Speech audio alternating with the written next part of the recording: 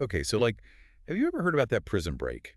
The one everyone was talking about back in 2015. You mean the one from Clinton Correctional with, what were their names? Richard Matt and David Sweat. Yeah, those guys. It's crazy, right? Like a maximum security prison. You'd think it'd be impossible to escape from a place like that. Well, it's definitely not easy, but this escape, it was so well planned. They really thought of everything. It took months of planning, you know? I mean, they were pretty resourceful, I'll give them that. It's kind of wild, though. Like, these were not exactly petty criminals. We're talking about convicted murderers here. David Sweat, he killed a sheriff's deputy, got life without parole. And then you've got Richard Matt. He was older than Sweat. And, well, let's just say he had a colorful past, shall we? Assault, robbery, even kidnapping. Sounds like he was a real charmer. Not really, no. Yeah. He ended up getting 25 to life for, well, a pretty brutal murder. Kidnapped his former boss, tortured him, and then dismembered the body. Okay, so we're dealing with two seriously dangerous guys here, each with a whole lot of time to plan their escape. But get this, they were both on the prison's honor block. Can you believe that? Yeah, it's kind of ironic, isn't it? The honor block, it's supposed to be for inmates who behave well. You know, you get a few more privileges, maybe some extra time outside your cell. So you're saying the system designed to reward good behavior actually helped them escape? In a way, yeah. You see, many of the guys on the honor block, they were assigned these maintenance jobs, which meant they had access to parts of the prison most inmates never see, like the catwalks. Catwalks, like for fashion models. No, not those kind of catwalks. These were like tunnels. Behind the walls, they ran all through the prison, giving access to the plumbing, electrical systems, all that stuff. So basically they had a blueprint of the prison's inner workings.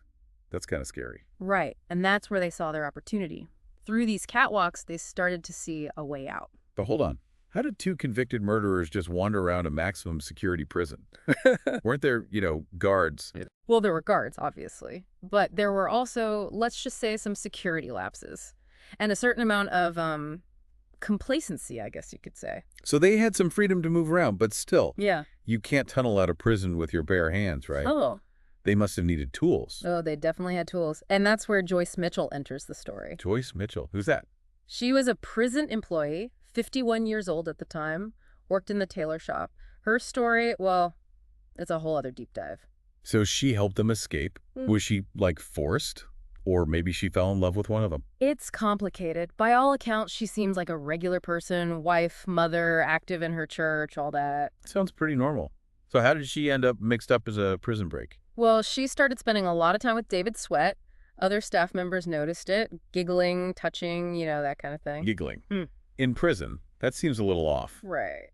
Now, she denied any sexual relationship, but it was pretty obvious there was something going on. And Sweat, being the charmer that he was, he probably used that to his advantage. Oh, absolutely. Richard Matt, he even said something about it. He reportedly told Sweat, she's nuts. She'll bring us whatever we want. Wow, so Matt was just using her too. Oh, yeah. In fact, later on, he started demanding, well, favors from her, sexual favors, to pass messages to Sweat. Awful. Did she do it? It seems like she did, yeah. Yeah. Though later, she said it was coerced. Said she got caught up in this fantasy, the attention, and the promise of a different life. So she was blinded by this idea of escaping with Sweat. Yeah. And that made her vulnerable to manipulation. But how they actually get the tools they needed? Don't prisons have, really tight security? You'd think so, right. But apparently security wasn't always that tight, especially when it came to staff. So Joyce could just walk in with whatever she wanted. Pretty much. She started bringing in small things like hacksaw blades.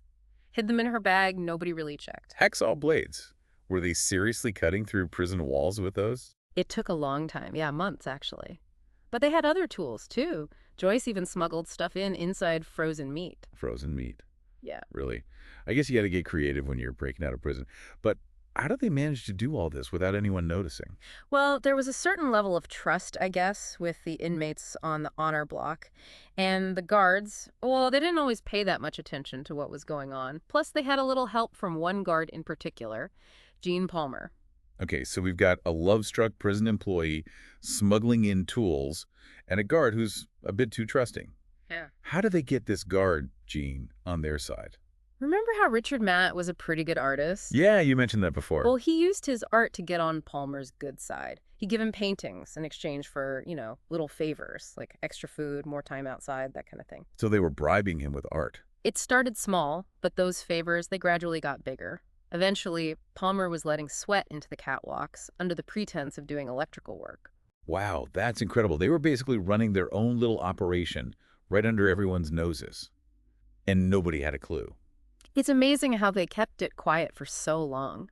They were meticulous, careful not to raise any red flags, Yeah. and they took full advantage of the weaknesses in the system. Okay, so they've got their tools, they've got their map of the catwalks, and they've got a, let's say, helpful guard on their side. What happened next? Did they make a run for it? They did make a run for it, and get this, it took like 6 hours before anyone even realized they were gone. 6 hours? Are you serious?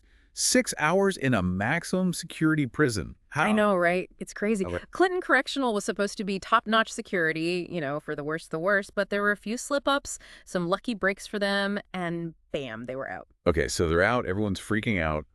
What happens next? I mean, do they have a plan or just run like crazy? Well, it was all hands on deck right away. Dogs, helicopters, officers all over the place. I mean, it was a massive manhunt. I bet. And it wasn't just inside the prison, right? They were searching the whole area. Oh, yeah, the whole town, surrounding areas, forests, fields, the works. It must have been terrifying for the people who lived nearby, knowing these guys were out there. Yeah, I can only imagine. So the whole country's watching this manhunt on TV, Yeah. and Matt and Sweat are out there somewhere trying to stay one step ahead.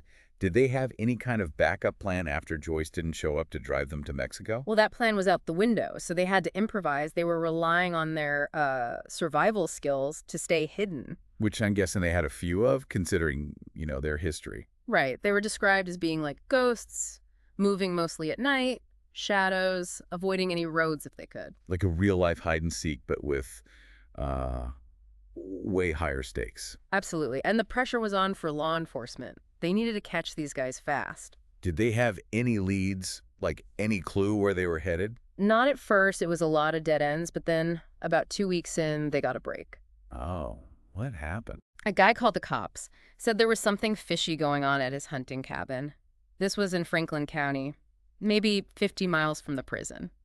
So they are hiding out in a cabin, trying to stay under the radar. They weren't there when the cops got there, but they found proof that Matt and Sweat had been staying there, like prison underwear and some DNA evidence. Seems like they were getting a little too comfortable, maybe? Was this the turning point? Yeah, it was. They could focus their search now. Okay, so they were getting close. What happened next? Was there, like, a big showdown? Well, a few days after they found the cabin, someone was driving along, heard this loud bang, and then found a bullet hole in their trailer. Wait, did Matt and Sweat try to carjack someone? That's what they thought at first. Seemed like they were getting desperate, maybe trying to steal a car to get away. Makes sense. So they searched the woods nearby, and that's when they heard it. A cough. A cough. It was Richard Matt hiding there with a shotgun. The officers told him to surrender, but he didn't, so they shot him. Wow. So that's one down. What about David Sweat? Did he get away? They had actually split up a few days before. Sweat was on the run for 2 more days until a state trooper saw him, get this, jogging along a road. Jogging. Seriously? Yeah, like he was out for Sunday stroll. Maybe he thought he could just blend in. Or maybe he thought he could outrun the cops. Who knows? Anyway, the trooper went up to him. Sweat took off running for the woods. The trooper chased him and shot him twice. They got him and took him to the hospital. He was in bad shape. So after 22 days, it's finally over. What a wild ride. What happened to Sweat and Joyce and the guard, Gene Palmer? What were the consequences for all of them? Well, they got him in the end. But after all that, what happened to Sweat and everyone else involved? Did they get more time? Oh, yeah. Sweat got hit with more charges. They tacked on another 6 years in solitary. No more honor block for him. Makes sense. What about Gene Palmer, the guard who was helping them out? He admitted to giving them contraband, but said he didn't know about the escape plan. Got a plea deal, 6 months. Huh. And Joyce Mitchell. She was in pretty deep. Yeah. Joyce, well, she got up to 7 years and had to pay for all the damage to the prison. Her story is really something. Yeah, it is. It really makes you think, doesn't it?